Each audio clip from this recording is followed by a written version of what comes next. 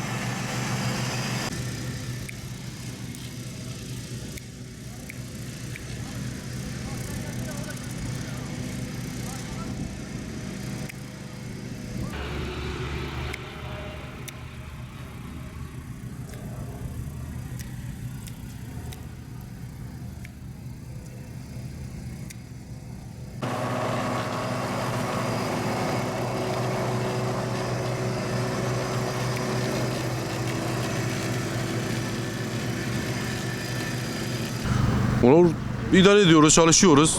Oruçtur. Biraz sıkıntı oluyor yani illaki.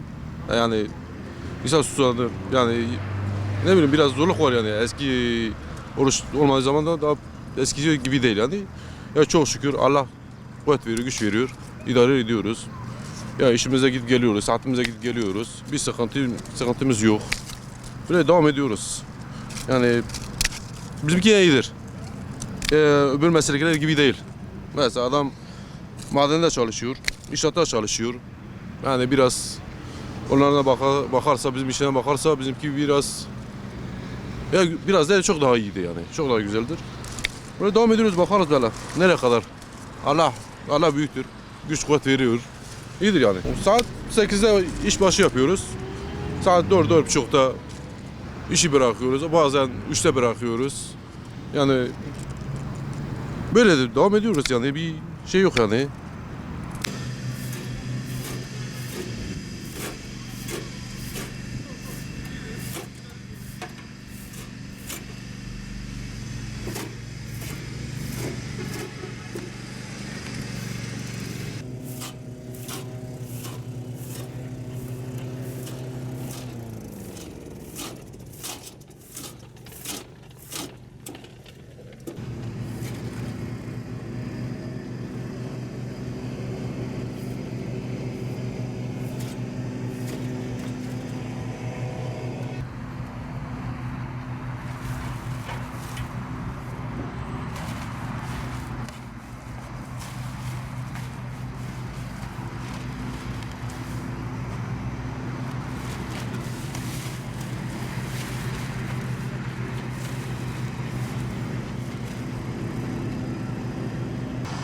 Biz Bağlar Belediyesi olarak Park Bahçe Birimi sabah saat erkenden 6 civarlarında işe çıkıp iş yerinde parklarımızda tüm parklarımızda Ramazan ayında Ramazan iftardan önce ve sonrası çalışmamız devam etmektedir. Tüm parklarımızda çim biçme olsun, temizlik bakımı olsun, ağaçların budaması olsun, kuru ağaç söküp yerine yeni ağaç dikimi olsun, bütün bu çalışmalarımız devam etmektedir.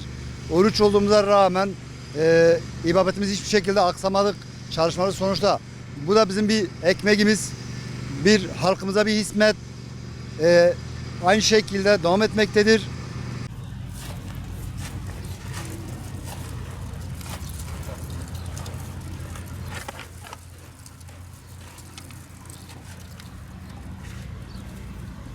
Biraz daha genişlet.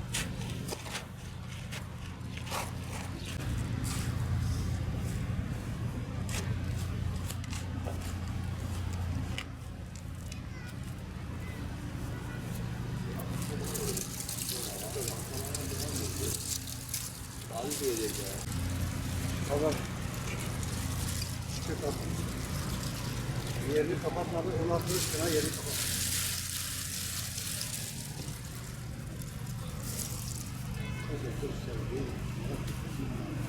Serhat bu. Serhat bu inceyi koyun altına. Bağlar Belediyesi'nde çalışıyoruz. Bu Ramazan ayında hem orucumuzu tutuyoruz, hem ibadetimizi yapıyoruz, hem parklarımızda çalışıyoruz, hizmet yapıyoruz. Görevimizi doğru yapıyoruz işte. Üstümüze düşen görevi biz yapıyoruz. Biz yağmur değmeden, sıcaklık değmeden her konuda biz görevimizi yapıyoruz. İşte çalışıyoruz. Mesai saatlerimizde gelip çalışıyoruz. Mesai bitene kadar biz alandayız. Her gün sürekli şeflerimizle birlikte alandayız, çalışıyoruz işte. Çok güzeldir.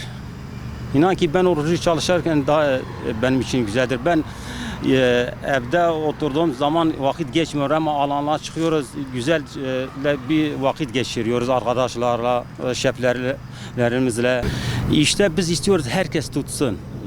Ya biz 11 ay yiyoruz, bir ay sonra bir ay tutuyoruz. Çok geliyor bize. Yok.